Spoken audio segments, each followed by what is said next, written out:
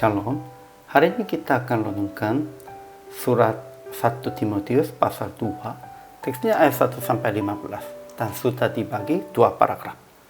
Paragraf yang pertama ayat 1 sampai 7. Naikkanlah permohonan, doa syafaat dan ucapan syukur untuk semua orang. Paragraf yang kedua ayat 8 sampai 15. Berdandan dengan pantas, dengan sopan dan sederhana. Jangan memakai emas atau mutiara ataupun pakaian yang mahal-mahal. Bertekunlah dalam iman dan kasih dan pengudusan dengan segala kesederhanaan. Kesimpulannya, dalam pasal 2 berulang-ulang kata esa dan semua. Kehendak Tuhan adalah semua orang diselamatkan hanya dalam Yesus yang esa.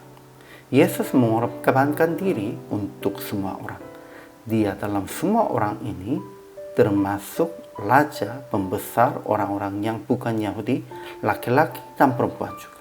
Paulus juga memesan kepada laki-laki dalam jemaat akan berdoa dengan menadahkan tangan yang suci, dan kepada perempuannya akan berdandan dengan pantas, sopan, sederhana, dan perbuatan baik. Ajaran tentang Allahnya hanya satu. Tuhan menghendaki supaya semua orang diselamatkan dan memperoleh pengetahuan akan kebenaran. Karena Allah itu esa dan esa pula Dia yang menjadi pengantara antara Allah dan manusia, yaitu manusia Kristus Yesus.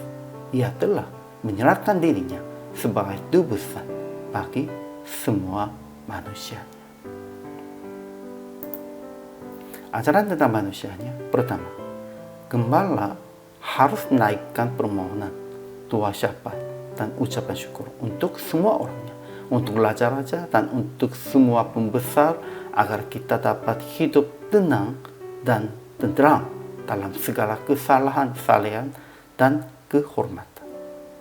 Kedua, Paulus menjadi rasul untuk kesaksian yang Yesus telah datang sebagai tebusan bagi semua manusianya. Ketiga, di mana-mana orang laki-laki berdoa dengan menadahkan tangan yang suci, tanpa marah dan tanpa perselisihan.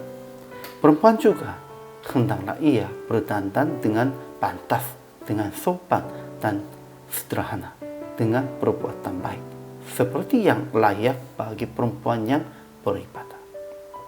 Keempat, seharusnya perempuan berdiam diri dan menerima ajaran dengan patuh.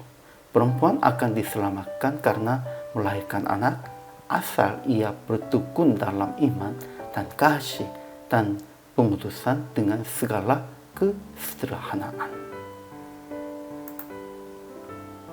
Kemudian aplikasi hari ini. Pertama, berdoa untuk semua orang, baik untuk jemaat dan orang-orang miskin, maupun pemimpin-pemimpin Indonesia dan orang-orang berkuasa, orang-orang kaya pun juga.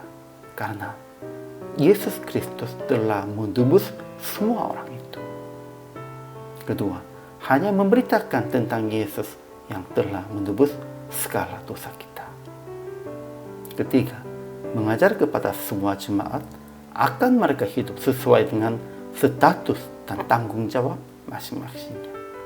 Ya, semua orangnya harus menanggung jawabnya sesuai dengan status mereka.